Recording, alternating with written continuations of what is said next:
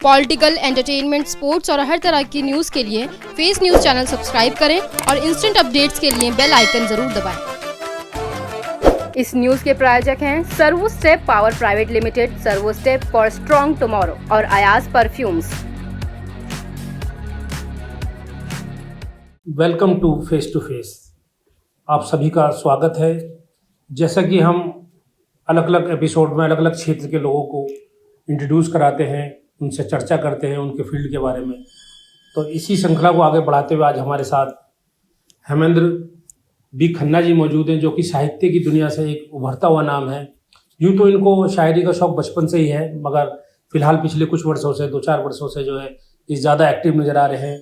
तो आइए बात करते हैं उन्हीं के इस साहित्य की दुनिया की चर्चा करते हैं, उन्हीं से बात करते हैं कि कैसा रहा उनका सफ़र और उनका क्या फ्यूचर प्लानिंग है। हेमेंद्र जी, आपका बहुत बहुत स्वागत है फेस टू फेस में। शुक्रिया मुख्तार साहब, शुक्रिया बहुत बहुत। और मैं शुक्रगुज़ार हूँ, मैं शुक्रिया अदा करता हूँ फेस मैगज़ीन का, जिसने आज मुझे मौका दिया कि मैं आपके साथ बैठ के कुछ गुफ्तगू करूँ। तो खन्ना जी, मैं जानना चाहूँगा कि जैसे कि आप देखा जाता है, आपको कई मंचों पर अक्सर दिखाई देते हैं साहित्य की दुनिया में, कभी सम्मेलन मुशायरों में आपको देखा जाता है पढ़ते हुए। तो ये शौक़ जो है आपको कब से और कैसे लगा? ये देखिए, मैं अगर कुछ अपने बारे में बताऊं तो मेरी जो पैदाइश और मेरी जो परवरिश है वो पुरानी दिल्ली की है। पुरानी दिल्ली की फ़िज़ाओं में, पुरानी दिल्ली की हवाओं में जो है उर्दू और शायरी बसी हुई है। मेरे वालिद मरहूम, मेरे दादा मरहूम, इन दोनों को जो है शायरी का शौक़ था। दादा साहब लिखा करते थे और वालिद साहब को वैसे शायरी का बहुत शौक़ था। तो बचपन से ही उनसे शायरी का शौक़ मुझे आया। बड़े बड़े शायर गालिब, फैज़, साहिर, जो नए ज़माने के शायर हैं, इनको पढ़ा, समझा।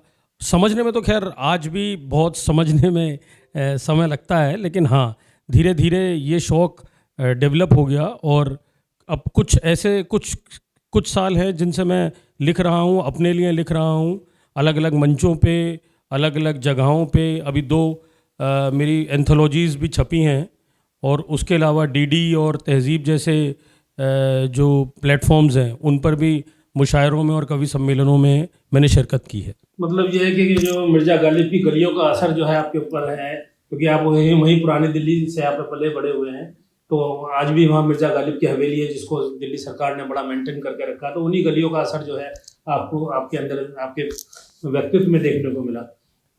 तो मैं ये आगे जानना चाहूँगा कि जो बचपन का जो लर्निंग पीरियड था, जैसे कि विरासत में मिली है आपको, शायरी करने का शौक़ मिला है, तो इसको इतनी देर से आपने कैसे इम्प्लीमेंट किया? ये देखिए, होता क्या है कि शौक़ एक चीज़ होती है और एक जद्दोजहद होती है, जिसको कहते हैं नॉन तेल लकड़ी की दौड़। तो आदमी उसी में लगा रहता है। तो over a period of time, जब सारे जो जिम्मेदारियां हैं और उन सब से फारिग हो जाता है, या उसे ऐसा लगता है कि उसने पूरी कर ली हैं, तो कुछ ही, और वो भी बहुत गिनती के लोग होते हैं जिन्हें उस शौक़ को रिवाइव करने का या पूरा करने का मौका मिलता है। मतलब आपने इस शौक़ का शौक़ ही रखा, इसको प्रोफेशन नहीं बनाया? जी नहीं उसमें गया। जी। खैर, बहरहाल आप तो अच्छा लिखते हैं आप। तो मैं थोड़ा सा जानना चाहूँगा कि आप किस तरह की शायरी आप लिखते हैं, थोड़ा सा कुछ पढ़ के बताएं हमारे दर्शकों को। जी बिल्कुल, मैं नए ज़माने की शायरी का शौक़ है मुझे, और वो ही लिखता हूँ।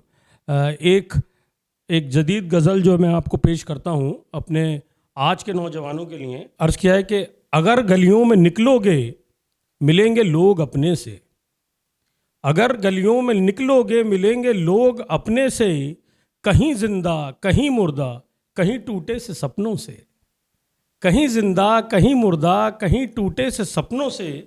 और सबा का काम है चलना, चलेगी वो तो मस्ती में। सबा का काम है चलना, चलेगी वो तो मस्ती में। कहीं खुशबू भी रुकती है दरीचे बंद होने से, कहीं खुशबू भी रुकती है दरीचे बंद होने से। और बहुत उम्दा ख्याली थी वो रिश्ता तोड़ बैठा था, बहुत बड़ी उम्दा ख्याली थी वो रिश्ता तोड़ बैठा था। नहीं सपने बदलते हैं कभी चादर बदलने से, नहीं सपने बदलते हैं कभी चादर बदलने से। और उसे भी कर दो रुखसत याद माजी की जो बाकी है, उसे भी कर दो रुखसत याद माजी की जो बाकी है। नहीं है फायदा टूटे घड़ों को फिर से भरने से, नहीं है फायदा टूटे घड़ों को फिर से भरने से। और गज़ल का मक्ता अर्ज़ है कि ज़ुबां से बोल है अहबाब जो भी चाहता है तू, ज़ुबां से बोल है अहबाब जो भी चाहता है तू, नहीं होती है पूरी बात दिल की दिल में रखने से, नहीं होती है पूरी बात दिल की दिल में रखने से। शायरी के पीछे अक्सर देखा जाता है जो शायर होते हैं उन्हें कहीं ना कहीं से प्रेरणा मिली होती है कि भाई हमने जो है किसी से इश्क किया तो शायरी कर ली, या कुछ इस तरह का माहौल उन्हें मिला। तो आपको आपकी प्रेरणा का स्रोत कौन है? देखिए, ये बात आप बिल्कुल ठीक कह रहे हैं कि कोई ना कोई सोत्र रहता है। मेरा सोत्र जो है वो मेरा ख़ानदान ही रहा, मेरे वालिद साहब रहे, और आगे चल के मतलब जो अब आगे देखा जाए तो मेरा जो परिवार है वो मेरा सोत्र रहा, जिन्होंने मुझे पुश किया कि जी आप लिखो। मैं तो बस पढ़ता ही था, लिखना तो बहुत कम था। तो मेरे बच्चे या मेरी वाइफ, मेरे भाई, इन सब ने मुझे पुश करा कि भाई आप लिखिए, और वही मेरा प्रेरणा सूत्र बना। तो अभी आप जो है कहाँ का दिल्ली के मंचों में दिखाई दे, इसके अलावा और भी कुछ शायरी का कुछ कोई और जो स्टेट है उनमें भी आपकी कुछ इस तरह की परफॉर्मेंस रही? नहीं, अभी अगर मैं आपको बताऊं तो दिल्ली के बाहर तो मैं अभी नहीं गया हूं, बिकॉज़ मसरूफियत मेरी जो, जैसे मैंने आपको बताया, नॉन तेल लकड़ी, उसके चलते जो है अभी बाहर जाना मेरा पॉसिबल नहीं हुआ है। लेकिन हाँ, मेरे पास न्योते आए हैं 2-4। अब कभी कुछ फुर्सत अगर ऐसी मिलेगी तो ज़रूर जाऊंगा उसमें। तो जो नई जनरेशन है जो शायरी से मोहब्बत रखती है, लगाव रखती है, या जिनको पसंद है शायरी, तो वो भी अगर शायरी करना चाहें तो उसके लिए क्या उनको आप सजेशन देना चाहेंगे? 2 चीज़ें हैं। एक तो कभी भी अंदर का जो जज्बा है, जो लिखने का शौक़ है, या फॉर दैट मैटर कोई भी शौक़ है जो आपके पास है, जो आप उसे हमेशा पाल के रखो, उसे ज़िंदा रखो। ये सबसे पहली चीज़ है। ये ज़रूरी नहीं है आज मैं ज़िंदगी का उम्र का एक पड़ाव पार कर चुका हूँ, उसके बावजूद मैंने ये शुरुआत करी, कुछ साल पहले शुरुआत करी। तो कोई भी आदमी कभी भी अपने शौक़ को पाल सकता है, जिंदा कर सकता है, सिर्फ जज्बा होना चाहिए। जज्बा बहुत ज़रूरी है। तो ऐसा नहीं लगा ये जज्बात जो हैं आपको आपकी वाइफ को कभी आपकी शायरी के आड़े आए हो कभी? ना ना ना, इनफैक्ट मेरे जो सबसे पहले जो श्रोता, जो सबसे पहले क्रिटिक्स हैं, वो मेरी वाइफ या मेरे बच्चे ही हैं। मतलब पहले जो शायरी लिखते हो पहले उनको सिखाते? बिल्कुल सुनाता हूँ कि हाँ भाई इसमें इस्लाह कर दो, तो उससे पता लग जाती है कि इसका क्या रिजल्ट निकलने वाला है। जी जी जी, इतनी पसंद की जाएगी। जी जी। आपके कुछ संग्रह भी कुछ आपने किया है, तो उसके बारे में थोड़ा सा कुछ बताइए। देखिए, 2 अलग अलग जैसे कहना चाहिए संस्थाएं कह लीजिए या पब्लिकेशंस कह लीजिए, इन्होंने नए कवियों को लेकर संग्रह बनाए। तो अभी तक उनका अब 3रा आने वाला है। 2 संग्रह उनके आए, तो इनके साथ भी मैं पिछले 3-4 साल से जुड़ा हुआ हूँ। तो इन्होंने शुरू करा, तब इन्होंने अप्रोच करा, फिर मेरी कुछ कविताएं सेलेक्ट हुई, वो कविताएं उसमें छपीं। तो इस तरीके से वो संग्रह बना, और ऊपर वाले की उससे फजल से बहुत अच्छा चल रहा है। तो इलेक्ट्रॉनिक मीडिया में भी कुछ आपकी परफॉर्मेंस रही हो कुछ किसी चैनल वगैरह में, तो वो उसका कैसा आपको उसका रिजल्ट मिला आपको? मैंने ओपन माइक्स और मुशायरे जिसे कहना चाहिए वो बहुत अटेंड करे। बहुत ओवरवेलमिंग रिस्पॉन्स, या मेरी कविताओं को, गज़लों को पसंद किया गया। और सबसे अच्छे जो अभी तक के सबसे हाई पॉइंट अगर आप कहेंगे तो मेरा एक परफॉर्मेंस डीडी उर्दू पर हुआ, मुझे सेलेक्ट करके बुलाया गया। और एक अभी हाल फिलहाल ही होली का एक तहज़ीब टीवी के ऊपर एक कवि सम्मेलन था, उसमें मैंने शिरकत करी। उसमें जो है मैंने अपनी कविताएं और गज़ल पढ़ी। तो आपके जो शायरी है उसमें कौन से ज़्यादा ऐसे शेर हैं जो आपको ज़्यादा पसंद है, जिनको आप अक्सर जो है जहन में रहते होंगे? देखिए, माँ को तो अपने सारे बच्चे अच्छे लगते हैं, तो कौन सा अच्छा है कौन सा बुरा ये कहना तो नहीं है।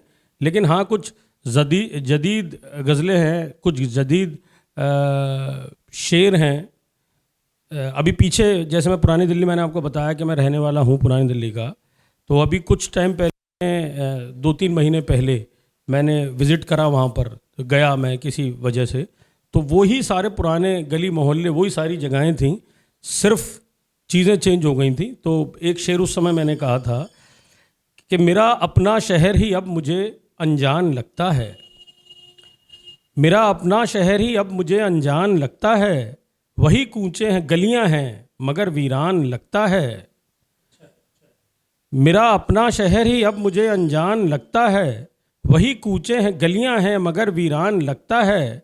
कभी मासूम खुश चेहरे थे अब हैं झुर्रियां उन पर, कभी मासूम खुश चेहरे थे अब हैं झुर्रियां उन पर। लड़कपन में बुने ख्वाबों का ये शमशान लगता है। तो ये अभी जो है जो अटैचमेंट है आपकी पुरानी दिल्ली से वो अभी बरकरार है।